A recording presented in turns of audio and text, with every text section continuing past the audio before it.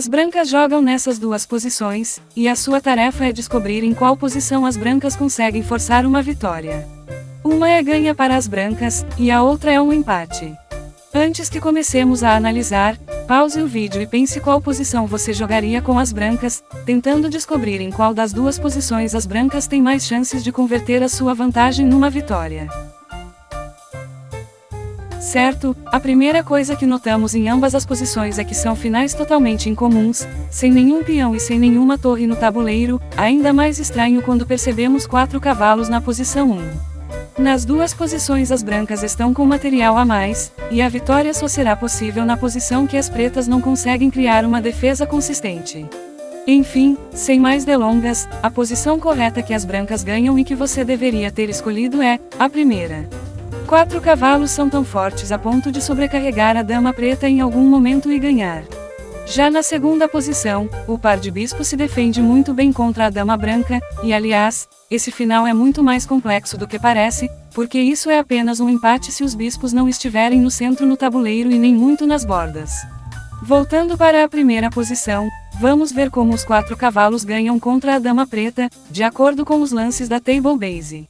E para quem não sabe, uma Table Base é um banco de dados que literalmente tem todas as posições de finais de xadrez com menos de 8 peças, porque foram calculados precisamente por computadores. Nesse final a Table Base já nos diz que é mate forçado em 54 movimentos, que equivale a 27 lances, e perceba que desde os primeiros movimentos até o cheque-mate os cavalos vão se ativando perfeitamente, garantindo a segurança do rei simultaneamente. Para dificultar a missão das brancas, a dama negra deve rodear em volta do nosso rei e tentar aplicar o máximo de cheques possíveis.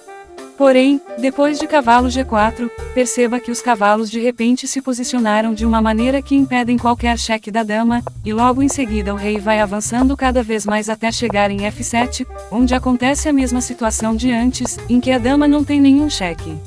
E logo na sequência vemos também um outro recurso com cavalo F5, aparentemente oferecendo o cavalo de graça, mas com o tema de garfo. O rei preto vai cada vez mais se espremendo no canto e os cavalos vão se posicionando de forma super precisa.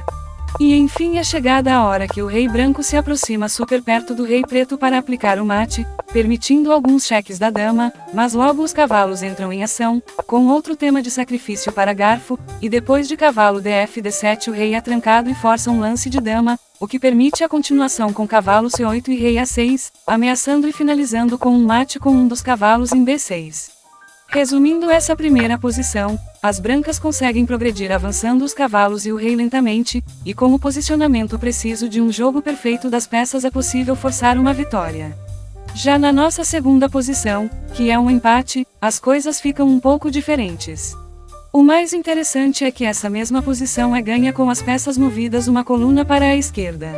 Mas essa posição específica que eu apresentei é um empate, e é tudo muito peculiar, porque para que esse final seja empatado é necessário que os bispos estejam lado a lado perto do rei, mas ao mesmo tempo impedindo a invasão da dama para a coluna do canto. Na posição empatada, não há progresso para as brancas, você pode ver que eu até tentei jogar de brancas contra os lances da Table Base, mas o jogo segue empatado, mesmo com lances super estranhos, como o bispo H7 aqui, que é o único lance para empatar, e não me pergunte o porquê. As pretas, com jogo perfeito, conseguem impedir que o rei branco avance, deixando a dama inútil no suposto ataque, criando uma espécie de fortaleza. Com os bispos no centro, é possível notar que a dama encontra uma maneira que ir para trocar de lado, ou seja, a coluna do canto não é controlada.